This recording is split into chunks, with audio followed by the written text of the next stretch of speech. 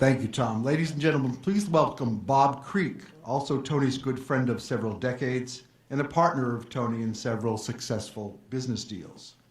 Bob is a charter member of the Tony Lynn Palm Springs Invitational Golf Tournament and a co-host with Tony and Mary Ellen of legendary Super Bowl parties.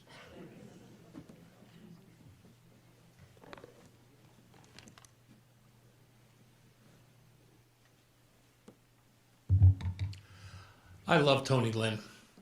I loved Tony very shortly after I met him, and I love him now.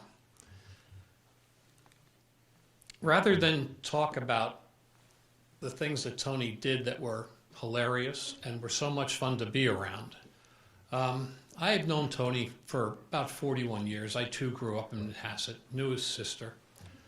And I knew a different side of Tony. I kind of started with Tony as a different person than he became oh so good at coming out here.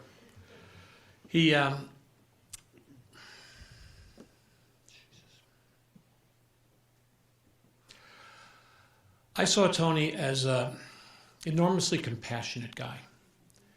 He was sensitive to people's needs around him. He could engage people in ways that were meaningful to them and make them feel better about themselves. His sister, Lucy, was a classmate of mine, and Lucy's family sort of fell apart. The husband wasn't there, and then Lucy died. And Tony stepped in and put a lot of time and effort into grooming, advancing, and otherwise coaching one of Lucy's sons. It was a Herculean task, and I can't hold him in higher respect for that. He was a very good executive, which, it's hard to see that all the time, but I worked at HBO and he was at Columbia Pictures. We did an awful lot of business together in the day.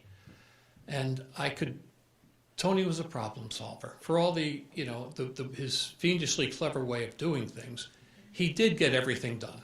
And I so appreciated that because he worked for a maniac. And I worked for a maniac, so, but the two of us, we could sort of smooth things out after they would yell and do all those things. At Playboy International, I thought he was an amazing success. I mean, that company was really on its heels in almost every way. And Tony was able to expand their platform all around the world, which they had been unsuccessful to doing before him. Tony was also a terrific writer. And rather than go into examples, you will see a video a little bit later of Tony emceeing a little affair. And it is vintage Tony. It's an original. It's everything you'd want it to be. It's just great. He was also a leader. And I see this in the people who worked for him. Were just thrilled to be there. He took very good care of his people, and that was part of his compassion and his humility. And he never asked more of them than he would do himself. He had all those things that go with leadership, the humanity that goes with leadership. And the last thing I love about Tony Lynn is his humility. Tony, I never, ever, ever saw Tony run down someone to his advantage. I never saw Tony try to stand on someone's shoulders in an effort to make them look bigger. He never boasted, he never bragged, and I love him for that.